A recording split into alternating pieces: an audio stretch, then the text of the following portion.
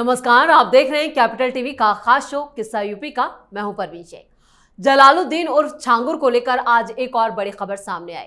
ED का शिकंजा छांगुर पर कसता जा रहा है।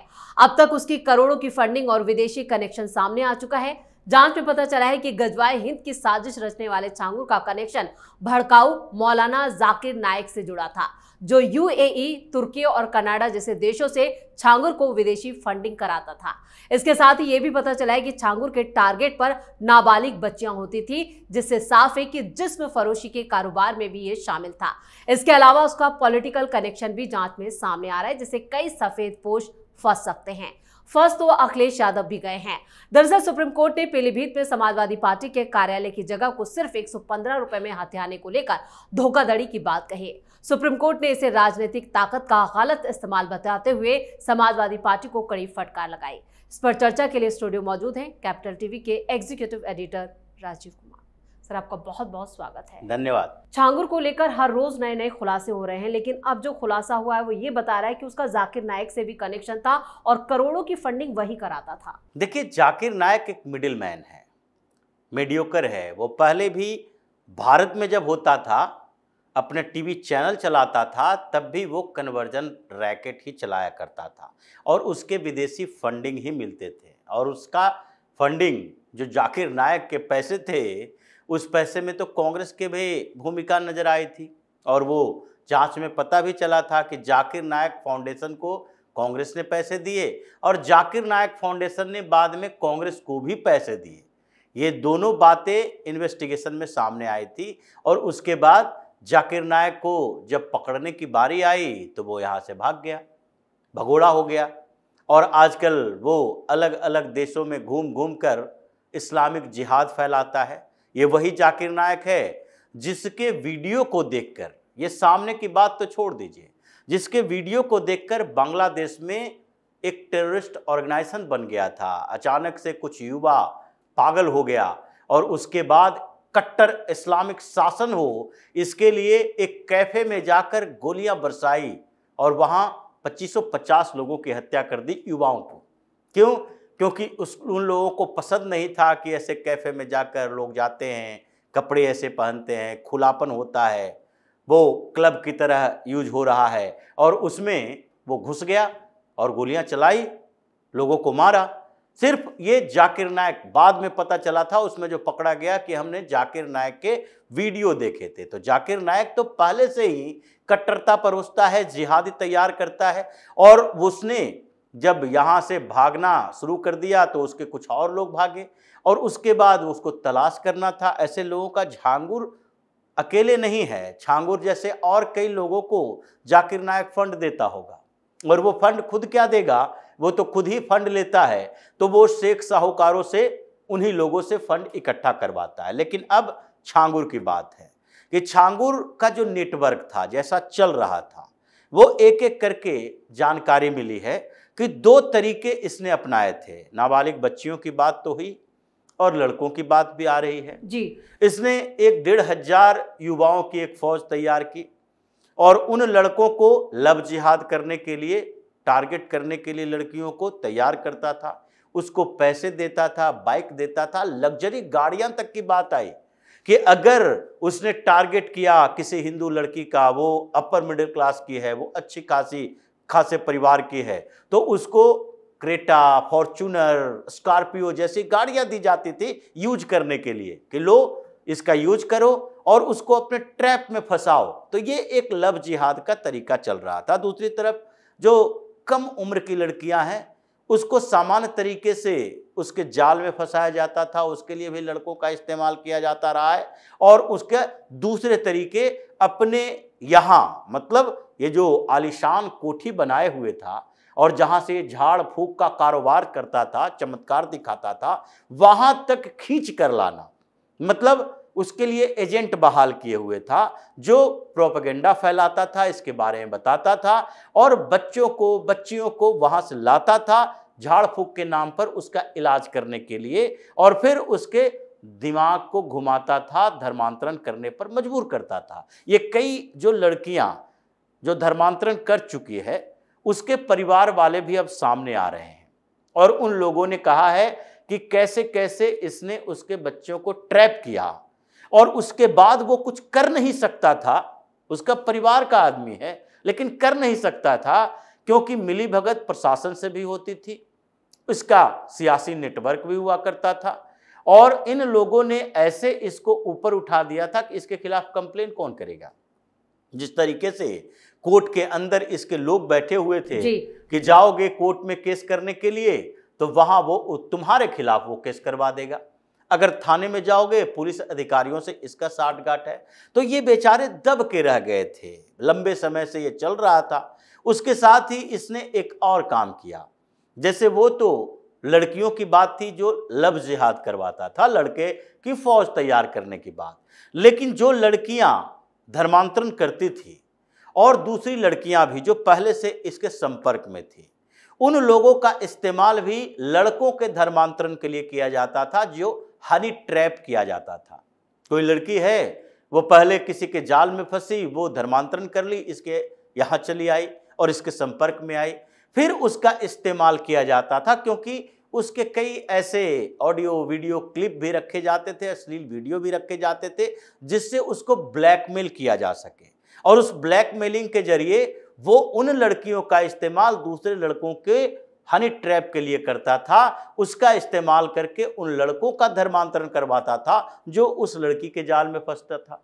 तो ये पूरा का पूरा रैकेट चल रहा था, जो मल्टी स्टेट रैकेट कहा जा सकता है, और इसकी फंडिंग विदेशों से हो रही थी। देश में भी ऐसे होंगे जिसको ये फंड देता होगा, और फिर ऐसे कई ऑर्गेनाइजेशन हैं जो इसको फंड देता है।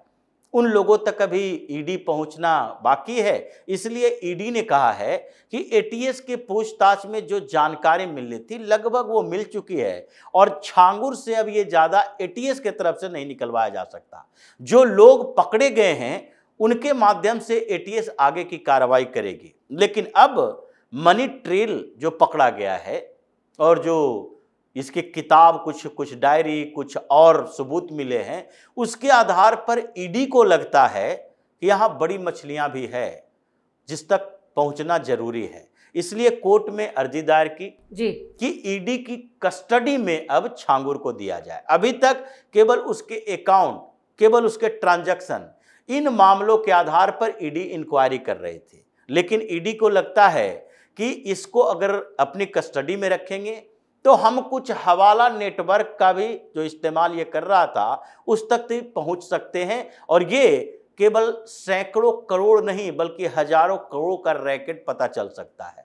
तो इसलिए अभी ईडी इसको अपने कस्टडी में लेगा, और उसके बाद पता चलेगा कि और क्या क्या काम ये पूरे भारत के अंदर करवा रहा था, और इससे कौन करवा रहा था, और इसके पॉलिटिकल आका कौन कौन था जिसके लिए ये विधायक की खरीद फरोख्त करता था, टिकट देने के लिए पैसे खर्च करता था, विधायक तैयार करता था, सांसदों के लिए वोट जिहाद करवाता था, और किन पार्टियों के लिए ये काम करता रहा है। ऐसे इनडायरेक्टली तो सब पता है कि किन पार्टियों के लिए ये काम कर सकता है, लेकिन डायरेक्ट इन्वॉल्वमेंट के लिए वो सबूत चाहिए, ताकि उन नेताओं पर भी गाज गिर सके, उन सांसदों विधायकों को भी पूछताछ के लिए बुलाया जाए कि ऐसे लोगों के पैसे से वो चुनाव कैसे लड़ रहा था, और कैसे ये लोग वोट मैनेज करता था मुस्लिम इलाकों में एक तरफा वोटिंग करने के लिए, टैक्टिकल वोटिंग करने के लिए।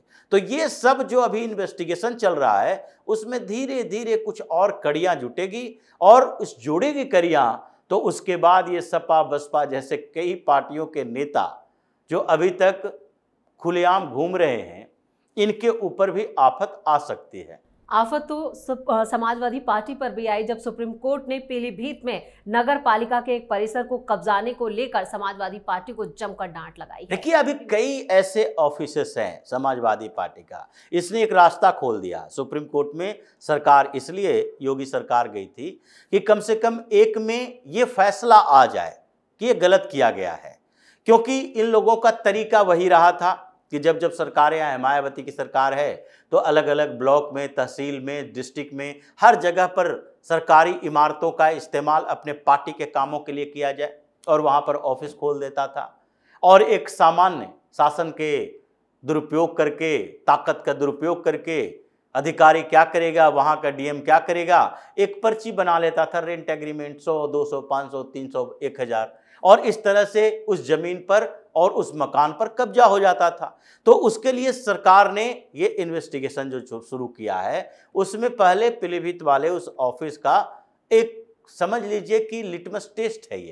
ये एक पृष्ठभूमि तैयार किया गया कि इस मामले को आगे लेकर चलते हैं, जहां पर ये 100-150 रुपया रेंट पर ये इतनी बड़ी इमारत पर कब्जा किए हुए था। तो अब ये पिटारा खुलेगा, क्योंकि सुप्रीम कोर्ट ने भी कहा कि देखो ये इतने कम रेंट पर इतनी बड़ी बिल्डिंग तो कोई हो ही नहीं सकता, ये सरकारी मशीनरी का दुरुपयोग है, ये प्रथम दृष्टया ही दिखाई पड़ रहा है।